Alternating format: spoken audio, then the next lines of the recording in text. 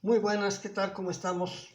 Miren, mis amados hermanos y hermanas que nos acompañan.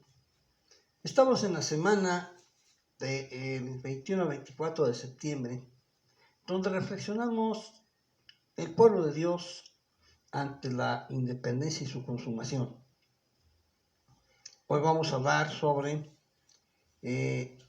cómo hay una relación entre el Evangelio y la identidad mexicana.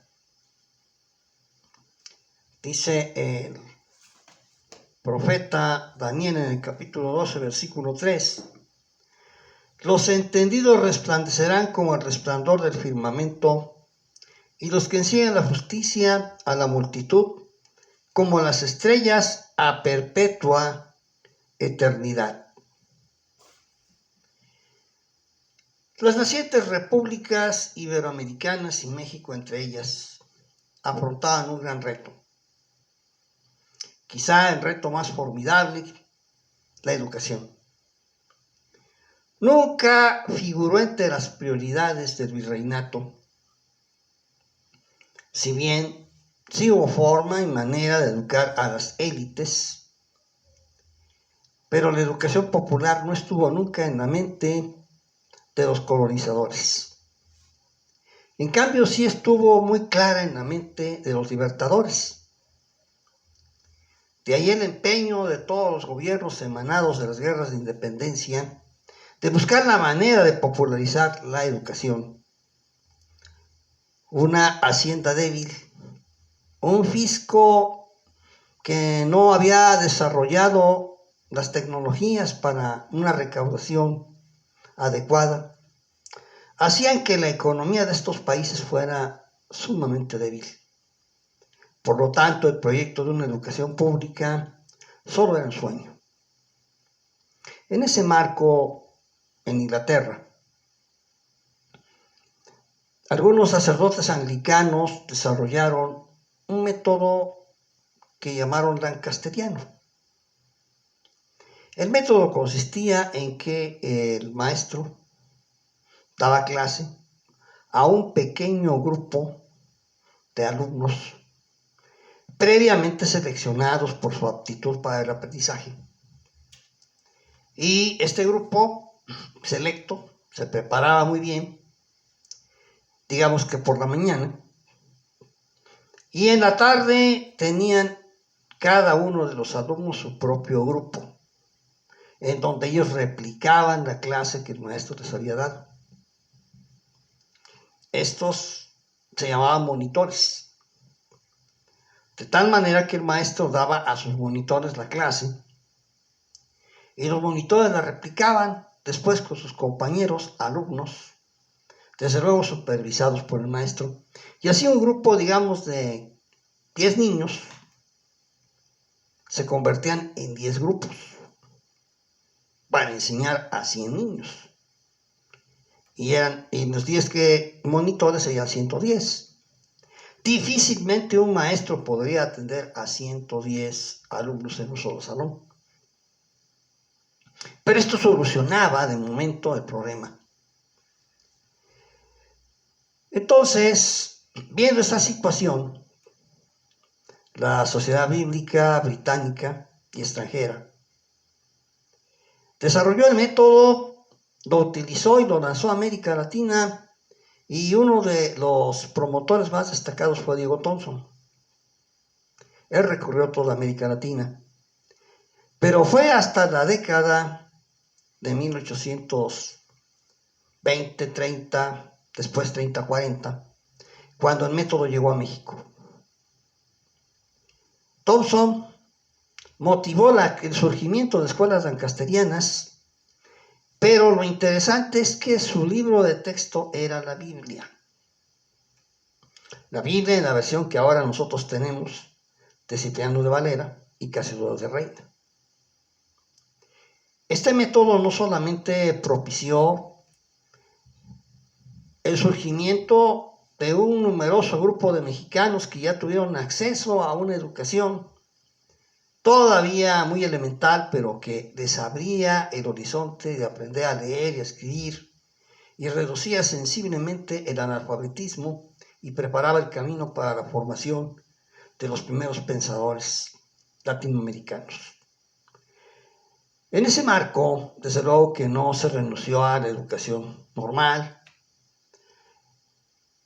pero cuando surge la libertad de culto después de la intervención francesa en México, entonces hay una apertura de parte de las autoridades y empiezan a llegar a México misioneros, algunos escoceses como el propio Diego Thompson, otros ingleses, norteamericanos, misioneros que venían a predicar el evangelio de manera libre, aprovechando las nuevas leyes de reforma, y entendieron que la gran necesidad que el pueblo tenía en esa época era la educación.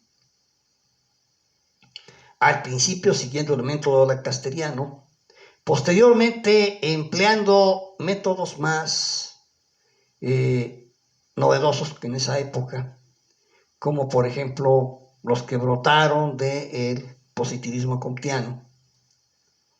Surgieron escuelas y en las escuelas surgieron templos. Lo normal era que al lado de cada templo evangélico que surgiera había una escuela. Así fue durante mucho tiempo, por eso ya en la última década del siglo XIX había más escuelas evangélicas que escuelas públicas y escuelas de cualquier otra iniciativa, incluso particular, juntas. No sabemos cuánto haya sido la contribución de estas escuelas para el fermento que más adelante se transformó en la Revolución Mexicana. Pero es evidente que tuvo un importante impulso. Posteriormente, con las leyes que emanaron de la Constitución de 1917, la situación cambió. El Estado mexicano se convirtió en el rector de la educación. Y grandes educadores mexicanos surgieron y se le dio un poderoso impulso a la educación en México que ya no hizo necesarias estas escuelas. Ahora fue la escuela pública la que se convirtió, bajo la protección y dirección del Estado mexicano, en la promotora de los ideales de la Revolución Mexicana, en la cultivadora de una identidad nacional más firme, más definida. Dice la Biblia que quienes enseñan a la multitud, dice, y los que enseñan la justicia a la multitud como las estrellas a perpetuidad. De esta manera, el esfuerzo misionero no solo se tradujo en un importante aporte a la educación y un importante aporte al México moderno, sino también un importante aporte a la identidad nacional. Valores mexicanos que hoy jamás pensaría nadie que tuvieron su origen en estas escuelas que estuvieron junto a un templo cristiano, son propios ya de la identidad mexicana. La libertad de pensamiento, el libre examen de las ideas, que incluso están plasmados en nuestra Constitución como garantías constitucionales, se han convertido ya en la manera de ser el mexicano. Para cualquier mexicano le es normal pensar que tiene derecho a analizar libremente las ideas, que tiene derecho a pensar y a conocer las corrientes de pensamiento de carácter universal. De esta manera, Cristo continúa siendo la respuesta para una nación que se perfila hacia el futuro. Oramos.